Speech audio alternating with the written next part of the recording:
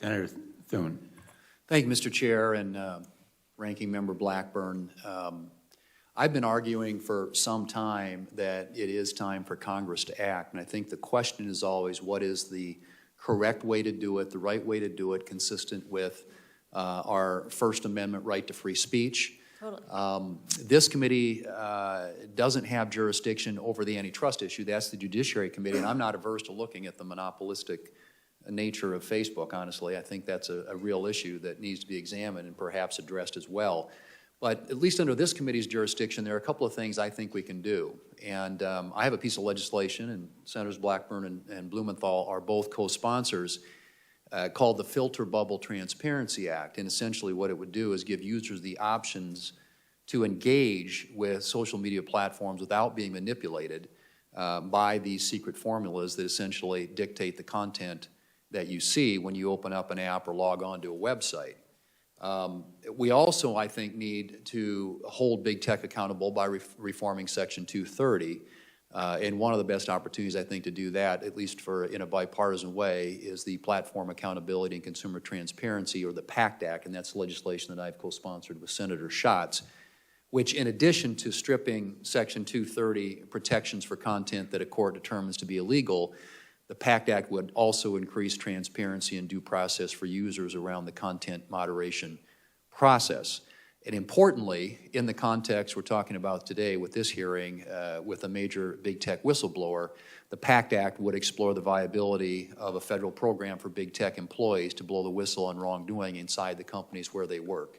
In my view, we should encourage employees in the tech sector like you to speak up about questionable practices of big tech companies, so we can, among other things, ensure that Americans are fully aware of how social media platforms are using artificial intelligence and opaque algorithms to keep them hooked on the platform. So let me, Ms. Haugen, just ask you, we've learned from the information that you provided that Facebook conducts what's called engagement-based ranking, which you've described as very dangerous. Could you talk more about why engagement-based ranking is dangerous, and do you think Congress should seek to pass legislation like the Filter Bubble Transparency Act that would give users the ability to avoid engagement-based ranking altogether? Facebook is going to say, you don't want to give up engagement-based ranking. You're not going to like Facebook as much if we're not picking out the content for you. That's just not true. There are a lot of, Facebook likes to present things as false choices, like you have to choose between having lots of spam. Like let's say, imagine we ordered our feeds by time, like on iMessage or on, there are other forms of social media that are chronologically based. They're going to say, you're going to get spammed, like you're not going to enjoy your feed. The reality is that those experiences have a lot of permutations. There are ways that we can make those experiences where computers don't regulate what we see. We together socially regulate what we see.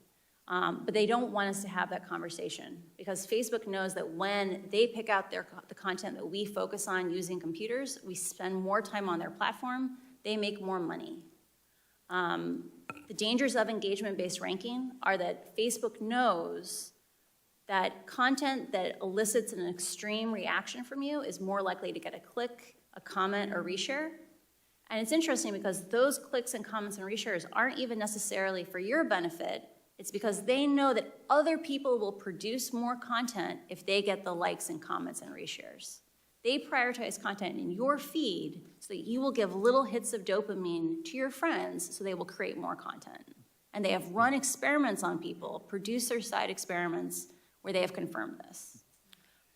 So yeah. you and your part of the information you provided the Wall Street Journal, it's been found that Facebook altered its algorithm in an attempt to boost these meaningful social interactions, or MSI.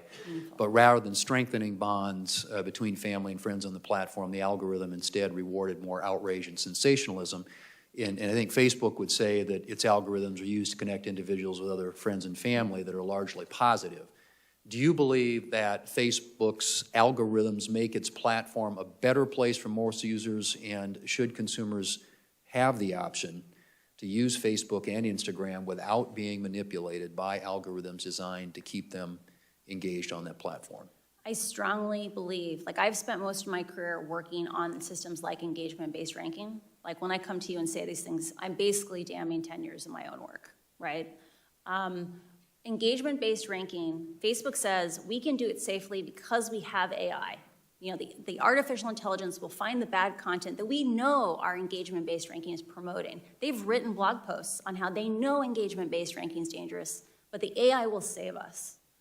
Facebook's own research says they cannot adequately identify dangerous content, and as a result, those dangerous algorithms that they admit are picking up the extreme sentiments, the division. They can't protect us from the harms that they know exist in their own system. And so I don't think it's just a question of saying, should people have the option of choosing to not be manipulated by their algorithms?